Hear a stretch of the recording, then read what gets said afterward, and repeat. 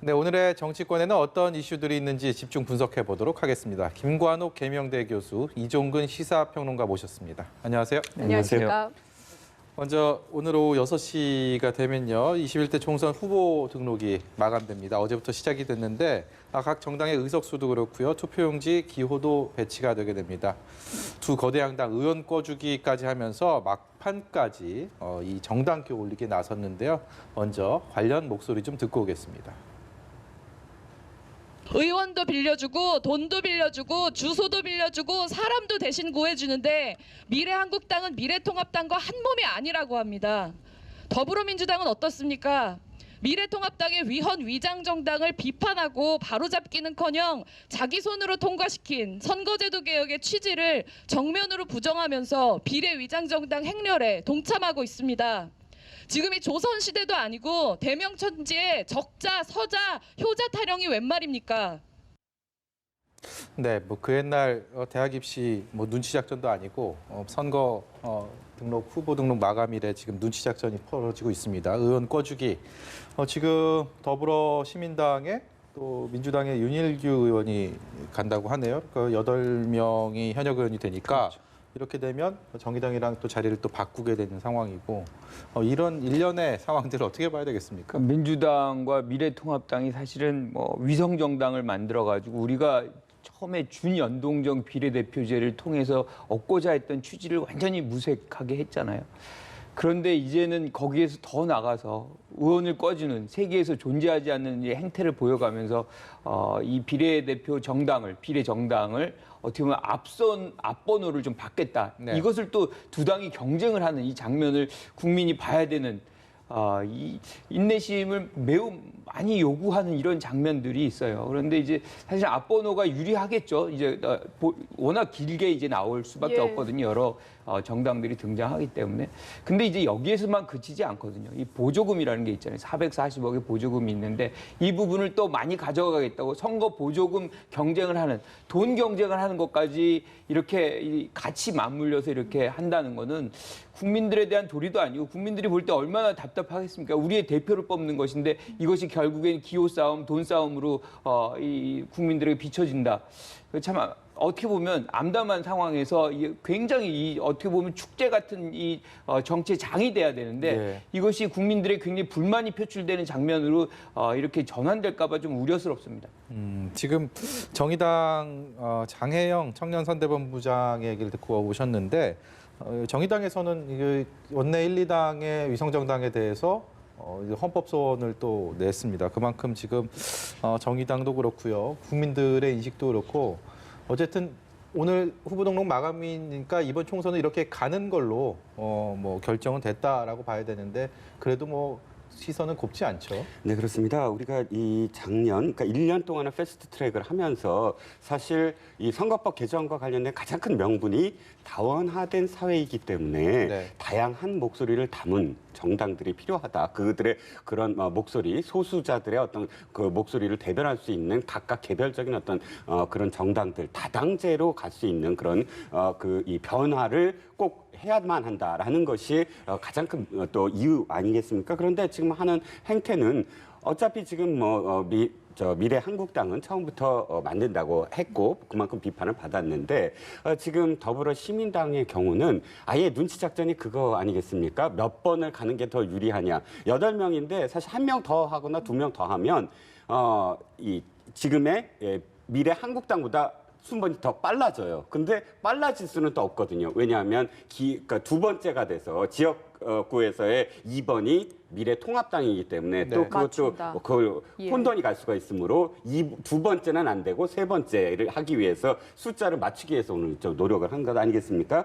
결국은 비례까지도 거대 양당이 지금 나눠 가지는 어떤 결과가 유추가 되는데 지난번에도 말씀드렸지만 이것은 당연히 개정을 해야 되고요. 개정하는 선거법 다시 개정을 하는 게 모든 정당이 다 참여하게 만들어야 되고 또 그야말로 의도에 맞게 정말 의도에 맞게 국민들을 설득하는 한이 있더라도 준자 빼고 연동형 비례대표제를 그야말로 제대로 예. 하겠다라고 이제 설득을 하는 그런 그 선거법 개정이 꼭 필요하다라고 보여집니다. 네. 그 오후 6시에 이제 최종적으로 몇 번을 부여받게 될지 지켜보도록 하겠고요. 이번 총선에 코로나19가 참 많은 영향을 미치고 있는데 재외국민 투표에도 이제 결과적으로 영향을 미쳤습니다.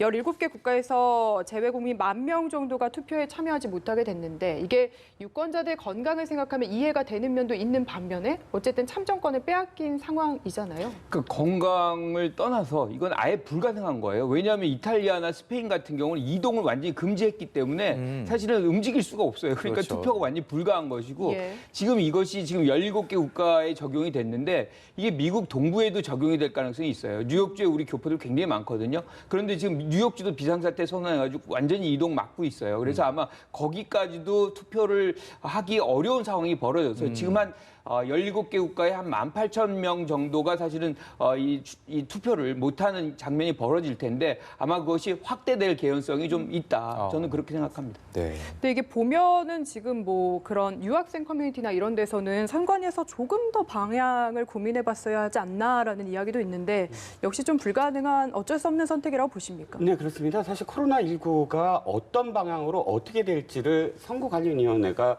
먼저 짐작을 할 수는 없었겠죠. 물론 아쉬운 점은 있습니다. 조금이라도 더 빨리 결정을 내리고 뭔가 이 사전투표율을 뭐 옮긴다든가. 근데 사실 사전투표율을 옮길 수가 없습니다. 이미 규정되어 있고 저는 이 부분과 관련해서 뭐 유불리를 따지기 전에 이 모바일 투표를 전향적으로 이제는 고민해야 된다. 사실 이 모바일 투표는 이제 그 기술적인 것은 이미 우리 기반이 돼 있고요. 또 예. 블록체인 때문에 그 이 신뢰성 굉장히 높아진 상황입니다. 다만 우리나라가 왜 모바일 투표를 못 하고 있냐 하면 신뢰, 그러니까 선거 부정에 대한 트라우마가 아직도 있어서 이것은 양 진영 다 마찬가지입니다. 그거는 양 진영 다 선거 결과만 나왔다 그러면 부정 투표다라고 소수의 사람들이 집회나 시위를 계속 잇고 있거든요. 지금 선거 투표도 부정 선거라고 지금 못 믿는 사람이 있는 반에 모바일 투표를 믿을 수가 있느냐? 네. 선관위에서의 고민은 그겁니다. 그런데 어쨌든 이번 코로나19로 인해서 많은 것이 변하고 있거든요. 대면 접촉이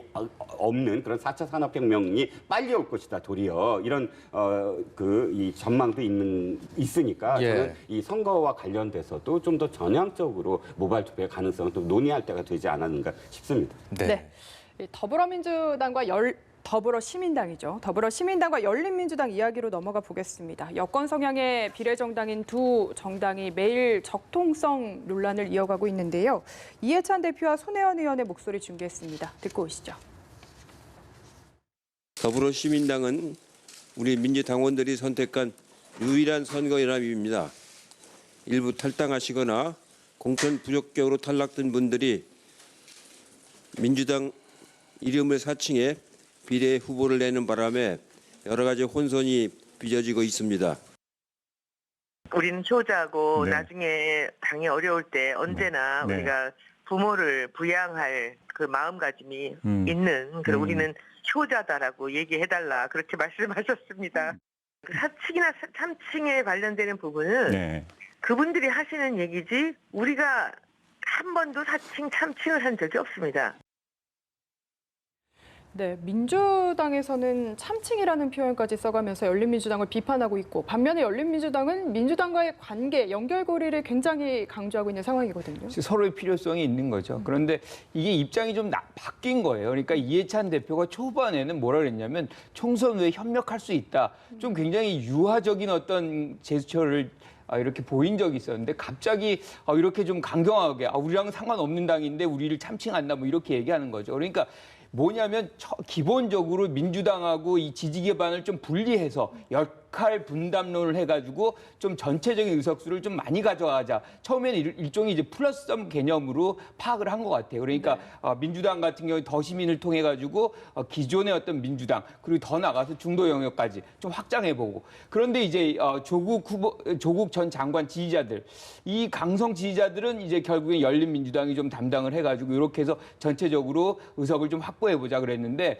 그게 초반의 생각이었는데 좀 상황이 바뀌었어요. 그러니까 열린민주당에 대한 지지가 막 팽창하면서 급증하면서 기존의 어떤 민주당의 어떤 지지, 즉 더시민의 어떤 지지의 세력까지도 이렇게 좀 잠식하는 효과가 나오다 보니까 이 부분을 좀 경계를 뚜렷하게 지지 않으면 사실은 더시민의 후보군이 뒷번호가 사실은 민주당이 이렇게 추천한 후보군들이 있어요. 나중에 하면 이분들이 안 될 가능성까지 이제 상황이 빚어지니까 그런 부분들을 경계하고 있지 않나 이렇게 생각합니다. 더불어민주당 입장에서는 열린민주당이 좀 그 찻잔 속 태풍에 그친다면 이렇게까지 견제할 필요까지는 없겠지만 최근에 각종 여론조사에서도 그렇고 열린민주당에 대한 어떤 그 지지가 생각보다 많이 있단 말이죠. 이게 말씀하신 것처럼 조국 전 장관에 대한 강성 지지자들을 축으로 한 이런 것들이 선명성을 강조하면서 일부의 또 지지를 많이 받고 있기 때문에 민주당 입장에서는 굉장히 좀 골치 아프게 선을 그으면서도 만약에 여기가 더 확장이 되면 나중에 또 지분 가지고도 또 얘기가 있지 않겠습니까? 이런 것들 여러 가지 골몰을 하게 되지 않을까 싶은데요. 어느 정도까지 열린민주당이 선전을 할 거라고 보십니까? 선전은 상당히 높을 것이다라고도 지금 뭐 여러 시각을 하지만 저는 사실 그렇게는 안 봅니다. 어차피 지금 이 상황은 민주당은 점점 더 사실 이 강도를 높일 거예요. 그러니까 민주당은 비판의 강도, 거리를 더 많이 둘 겁니다. 절박한 모습을 계속 보일 거예요. 언더독 효과를 노릴 겁니다. 왜? 지지자들을 더 결집시켜서 한 곳으로 뭉쳐야 되거든요. 그런데 이해찬 대표가 입장 바뀌기 전까지는 좀 느슨했어요. 느슨한 그런 상황이라면 절박하게 뛰쳐나가서 투표를 할 이유를 못 찾는 경우도 있거든요. 즉 어떤 선거도 집권 세력에 대한 상 또는 벌이다라는 정치학자의 말이 있어요. 즉 상을 주러 가는 것보다는 벌을 주러 가는 사람들이 더 많다는 것이거든요. 어찌됐든 그러니까 점점 더 절박하게 해야지만 지지자들이 결집하고 그 결집이 지역구 선거를 비롯해서 비례까지 넘어갈 수 있다. 근데 이 비례를 느슨하게 할 경우 여기도 좋고 저기도 좋고 했을 경우 지지층의 결집이 흔들릴 수 있다. 이런 계산이 분명히 나왔을 테고요. 두 번째는 손혜원 의원이 왜 굳이 효자 얘기를 하겠습니까? 저는 이걸 이렇게 받아들여요. 민주당이 껄끄러워하는 어떤 상황이 분명히 될 것이다. 무슨 얘기냐면 지금 열린 민주당의 구성원들을 보면 사실 개성이 굉장히 강한 분들이에요. 그렇죠. 각각 또 메신저 역할도 하는 분들이에요. 뭐라고 발언하면 바로 의제화되거나 언론들이 받아서 할 사람들이 굉장히 많아요. 주진영 전 하나증권 대표도 사실은 굉장히 독하게 좀 많이 언변이 있는 분으로 이제 속하거든요. 그래서 언론들이 좀 좋아하는 스타일이다. 김의겸 전 대변인이나 최광욱 전 비서관 같은 경우도 마찬가지 아니겠습니까? 또 SNS 활동을 적극적으로 해서 SNS에 글 올리면 바로 또 의제화되는 어떤 상황들이잖아요. 이런 분들이 만약에 정말 많이 당선이 됐을 경우 그야말로 전부 다 바로 합당이 될 수 있을 것인가. 도리어 딴 생각을 갖거나 혹은 뭐 협력은 하더라도 굉장히 좀 껄끄러운 어떤 상황이 되지 않을까. 이런 우려도 분명히 있거든요. 거기에 대해서 손혜원 의원은 효자입니다. 저희들은 다 도와드릴 겁니다. 라는 그런 말을 하게 된 게 아닌가. 근데 그 말을 지킬 수 있을지 누구도 장담할 수 없는 거 아니겠습니까? 지금 어쨌든 열린민주당이 이렇게 좀 선전을 지지를 받을 거라고 당초 더불어민주당 지도부는 생각을 못했던 것 같아요. 근데 실제로 여론조사나 이런 각종 지표들이 그렇게 나오다 보니까 이제는 좀 선긋기를 하고 어느 정도 이제 견제가 들어간 것 같은데 이게 총선까지 찻잔 속 태풍에 그칠 것인가 아니면 돌풍으로 이어질 것인가 어떻게 전망하십니까? 저는 이 확장력은 그렇게 크지 않다고 봅니다. 그러니까 조국 전 장관 지지자들을 중심으로 해서 사실 뭉쳐 있기 때문에 그 확장력이 넘어가려면 진보 진영의 어떤 본진까지 이제 와야 되는데 거기까지 갈 수 있을까? 지금 더시민이 거기를 점유하고 있거든요. 그러니까 그 안으로 파고들려면 뭔가 아젠다를 거기까지 끌고 갈 수 있는 아젠다를 제시해야 되는데 지금 아젠다는 없고 대부분이 사실 인물이 조국 전 장관의 어떤 가까운 분들 중심으로 그 이미지를 받고 있는 거거든요. 그 이상도 이하도 아니기 때문에 확장력은 그렇게 크지 않다 이렇게 보고요. 결국에는 그 이후에 이제 총선 이후에 이제 열린민주당이 어떤 행보를 가져가느냐. 저는 이제 그 이후는 사실은 바로 대선 국면이라고 보거든요. 이때는 우리가 이제 합당을 할 것이라고 예상을 하지만 저는 그렇게 갑자기 또는 빠르게 하실 것 같지는 않다. 그러니까 이 분들이 결국에는 친조국 이 중심이기 때문에 차후에 예컨대 민주당의 어떤 후보의 그 경선 과정에서 어떤 역할을 할 수 있는 것들을 남기기 위해서는 조기에 합당하지 않고 독자 행보를 어느 정도는 가져갈 공산이 있다. 저는 그렇게 생각합니다. 총선 이후의 행보는 열린민주당이 가져가는 또 의석수에 따라서 굉장히 많이 바뀌지 않겠습니까? 그렇죠. 그리고 어차피 그 이후에 국정이라는 것이 한 당이, 그러니까 예컨대 민주당이 과반을 넘긴다 그러면 뭐 모르겠지만 그렇지 않다 그러면 사실은 계속해서 협조를 받아야 되는 장면이 그렇죠. 벌어진다 그러면 이 관계는 매우 우리가 생각하는 것보다 더 긴장감을 가질 수 있겠다 이렇게 생각합니다. 그래서 정치를 그렇게 생물이라고 하는 건가 봅니다. 미래통합당이요. 공천 파동 계속 연일 저희가 전해드리고 있었는데 이제 어쨌든 후보 등록이 오늘로 마감이 되니까 그런데 마감 날인 오늘도 그 당내에서 쓴소리가 나왔습니다. 김세연 의원이 공천관리위원회에 참여를 했었는데 뭐 5개월 전 수명을 다했다라는 그런 통합당에 대한 진단과 다르지가 않고 공관이 참여한 걸 후회한다라는 얘기를 했습니다. 뿐만 아니라 정병국 의원도 이번에 불출마를 선언했는데 쓴소리를 했습니다. 정병국 의원의 목소리를 듣고 오겠습니다. 언제든 그 공천이 잘 됐느냐 못 됐느냐 하는 것은 선거에서 이겼느냐 지느냐 하는 문제로 판가름이 나는 것 아니겠습니까? 예. 그리고 당 대표는 모든 것에 대해 책임을 져야 되고 당 대표 이름으로 공관이 또 구성이 된 것 아니겠어요? 네네. 그런 과정 속에서 지금 뭐 그 황교안 대표가 그 막판에 4군데 뭐 바꿨다고 해가지고 그 친황 체제가 구축되는 것도 아니거든요.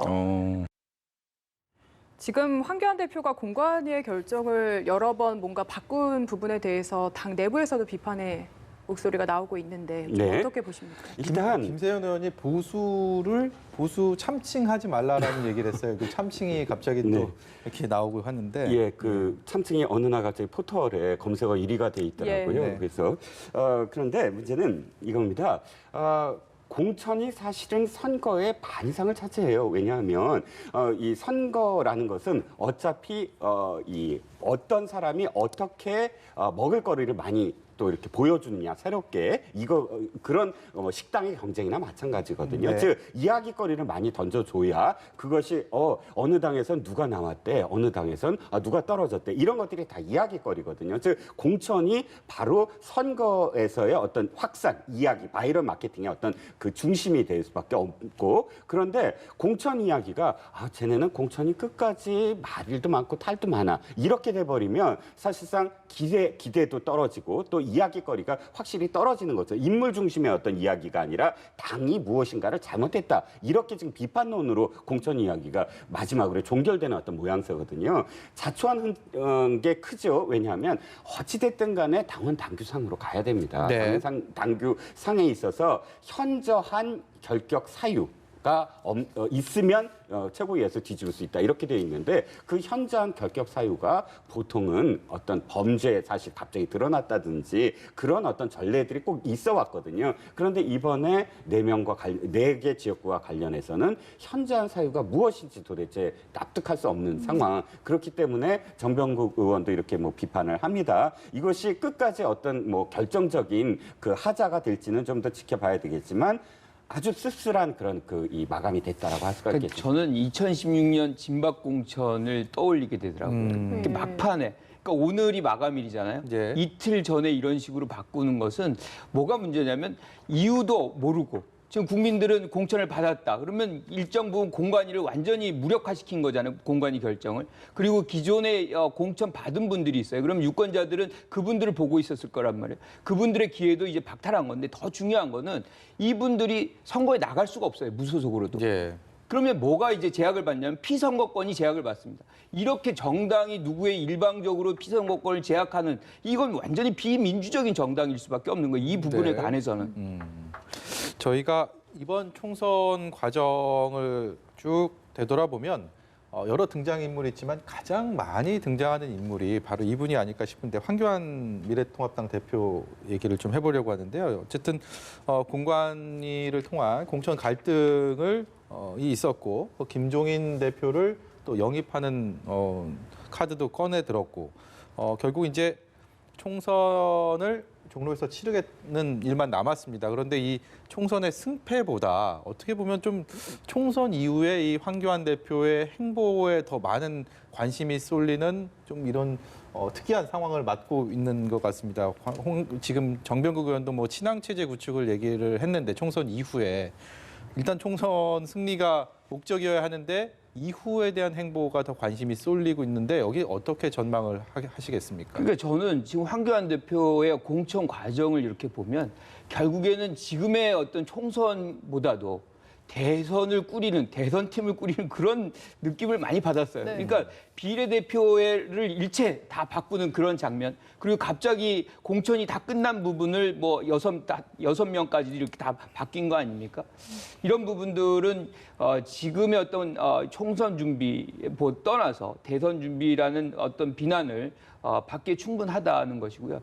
저는 이 부분에서 종로에서 누가 이기느냐, 결국에는 그것이 가장 중요할 수 있죠. 그런데 우리가 지금 상식적으로 본다 그러면 그렇게 가능성이 아주 높다. 저는 그렇게 보지는 않거든요, 개인적으로. 예. 자, 그렇다 그러면 지금 황교안 대표가 생각하는 건 뭘까라고 생각하면 기본적으로 당의 승리를 가져간다 그러면 사실은 21년 1월까지가 임기거든요. 그때까지 유지는 가능합니다.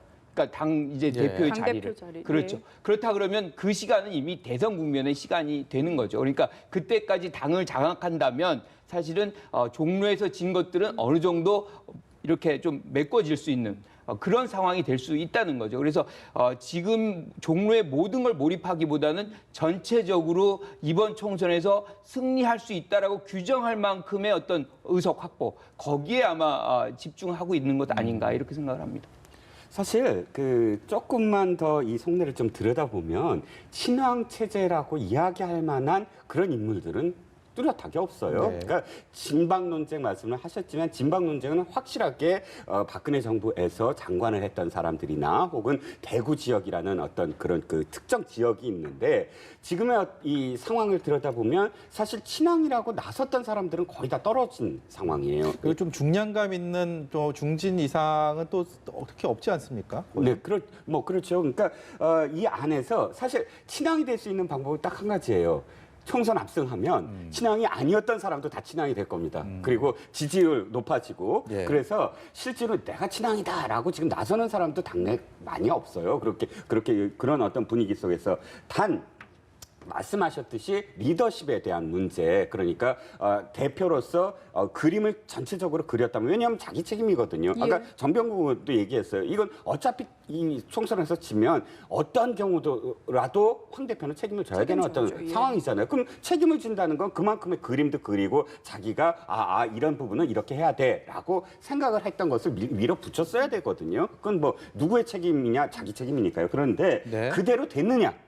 사실 중간에 계속 바꾸고 하는 어떤 과정이 자신의 어떤 첫 번째 어떤 그림대로 안 됐다는 얘기거든요. 그 안 된 것에 대한 리더십의 문제는 노정이 될 수밖에 없다. 예. 할 수밖에 없죠. 김종인 선대위원장은 어떻게 보십니까? 이게 앞서서 한 차례 엎어졌는데 끝까지 지금 황교안 대표가 직접 찾아가서 영입을 한 거거든요. 이것도 네. 역시 총선 이유를 보고 있는 거라고 봐야 됩니까? 저는 사실 그렇게 생각하잖아요. 총선 이후가 기억하시겠지만 김종인 전 대표 4년 전, 8년 전에 한번 돌아보죠. 2012년도에 박근혜 후보를 대통령으로 당선시킨 다음에 그 당이 계속 남아 있었나요? 어떤 역할을 했나요?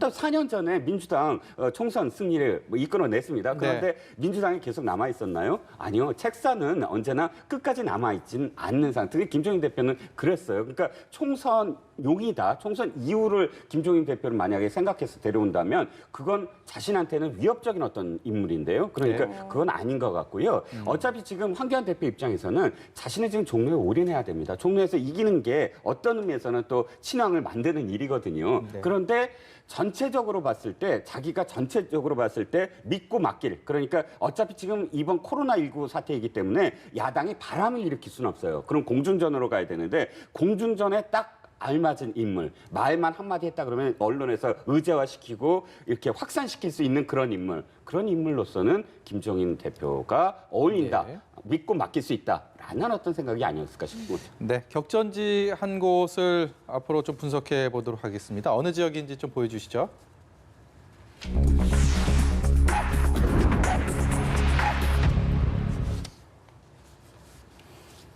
예, 경기 성남 중원입니다. 인물들이 좀 흥미로운 인물들 매치업이 완성이 됐습니다. 민주당에서는 문재인 정부 초대 국민소통 수석을 지낸 윤영찬 후보가 출사표를 던졌고요. 미래통합당은 저 지역의 4선 의원, 의사 출신의 신상진 의원입니다. 일단은 중량감에 있어서는 신상진 의원의 무게감이 확실히 보이지만 윤영찬 전 수석 역시도 이 정부의 완전 상징적인 인물이기 때문에 저 구도 자체가 굉장히 흥미로운데 일단 분석을 좀 부탁드릴까요? 그렇죠. 지금 사실 어떻게 보면은 굉장히 박빙의 상황이 벌어질 가능성이 매우 큰. 왜냐하면 신상진 의원 같은 경우는 저기서 4선 의원이 쉽지가 않습니다. 그러니까 그걸 꾸준히 수도권에서 4선한 의원이고요. 반면에 이제 윤영찬 전 소통수석 같은 경우는 지금 바로 나온 전직 수석이란 말이에요. 네. 우리가 이제 통상 보면 성남 중원이 어떻게 보면 이 성남시에서 조금 재개발이 좀 안 되고 많은 현안들이 이제 남아 있는 부분입니다. 그러면 그러한 현안들을 유권자들이 어떻게 선거에 활용을 하느냐, 그러니까 그걸 기준으로 해서 투표할 것이냐, 그게 아마 중요한 관건이 될 것 같아요. 만약에 이제 재개발 문제가 이슈가 된다고 하면 저는 윤영찬 후보가 조금 더 유리해질 가능성이 있다.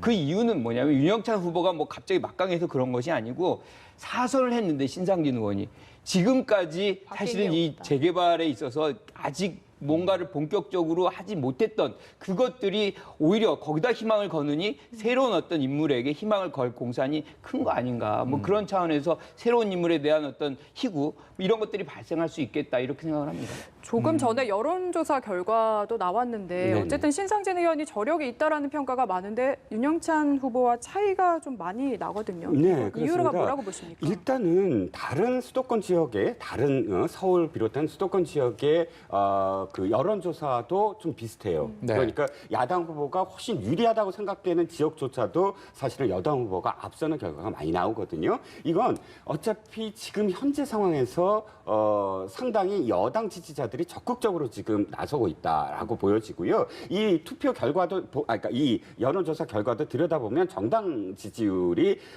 월등하게 민주당이 앞서고 있어요. 네. 그러니까 보통 평균 일주일에 한 번씩 하는 그런 그 몇 가지 여론조사 기관의 그 격차보다도 더 많이 벌어진 결과가 지금 나오고 있거든요. 즉 윤영찬이라는 인물도 인물이지만 지금 정당 지지도가 이 반영이 많이 됐다라고 볼 수가 있고요. 저는 어쨌든 이 신상진 의원 같은 경우는 토박이거든요. 그러니까 그 의원 되기 훨씬 전부터 시민단체 활동을 아예 이 지역에서 계속 해왔던 사람이고 그러면 조직표가 굉장히 탄탄하게 자리 잡을 것이다라고 예상할 수가 있고 두 번째는 재개발 문제를 만약에 논란이 있을 때 재개발이 안 된 이유가 현 정권의 부동산 정책 때문이다라는 것도 수도권은 사실 굉장히 좀 억제가 돼야 되는 어떤 상황이거든요. 그렇기 때문에 그 초점이 부동산과 관련된 정책이 만약에 초점이 됐을 경우 실제로 그것이 여당한테 유리할지 야당한테 유리할지는 좀 더 들여다봐야 된다라는 생각에서 저도 교수님 생각처럼 굉장히 박빙이 되지 않을까라는 생각입니다.